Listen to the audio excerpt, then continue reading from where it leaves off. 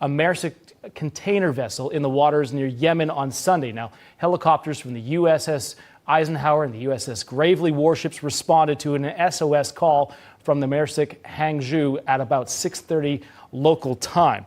So I want to bring in retired U.S. Air Force Lieutenant Colonel and Nevada Republican U.S. Senate candidate Tony Grady. We also have with us a human rights activist, Bassem Eid. I'm going to start with Colonel. I want to get your reaction to this latest development, this major development this morning, this breaking news. What did you make of this when you heard it?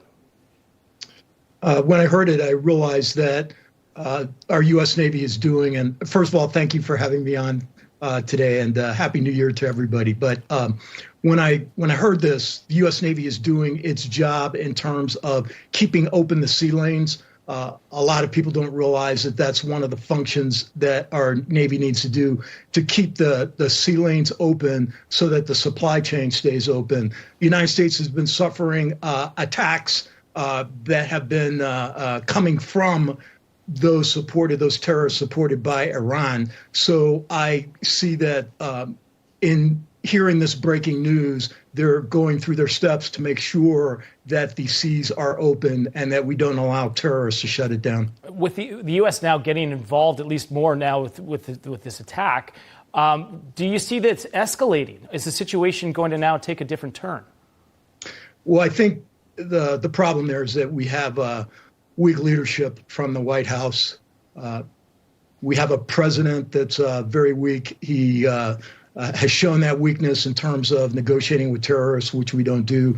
And that's supported by, unfortunately, our junior Senator Jackie Rosen, who supports the policies. So whether it escalates or not is going to be dependent on how we respond. I think it's important that we have responded to actually show that the United States is not just going to sit there and take punches when we have these folks attacking us.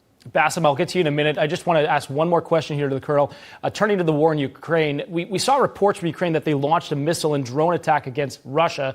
The Russian Defense Ministry is saying that 13 missiles and 32 drones have been shot down in multiple Russian regions. The attacks come after what Kyiv described as Russia's biggest missile bombardment of the war so far against Ukraine. This is a major move here by Ukraine, but Colonel, what kind of response will this have, and how is Russia going to react? Well, Russia obviously is going to react. I won't say in kind, but Russia has their war objectives and Ukraine has their objectives. One of the important things that we need to be doing in the U.S. right now is we need to, instead of sitting back and being reactive, we've reacted in the Middle East, we're reacting in the Ukraine and just funneling money in there. Where is the leadership in terms of what are the war aims? What are the objectives? We need to get in there to help these powers negotiate to figure out how we can stop the violence. And that's the proper role for the United States. But unfortunately, due to the weakness of the Biden administration, supported by Jackie Rosen, we're reacting. We're not leading.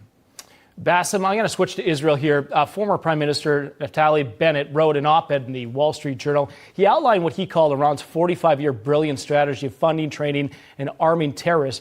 He wants the U.S. and Israel to weaken and help destroy Iran's regime, maybe even without even firing a shot. What should we be doing, and is that even possible? See, unfortunately, the Middle East is boiling right now and flaming. We can see what's going on by the Houthis in the Red Sea. We can see what's going on in Lebanon and in Iraq and in Syria. And looks like that things really became so scared right now.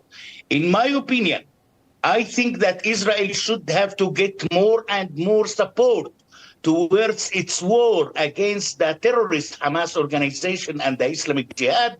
And such kind of international support, it probably will help more and more to dismiss such kind of terrorist organization.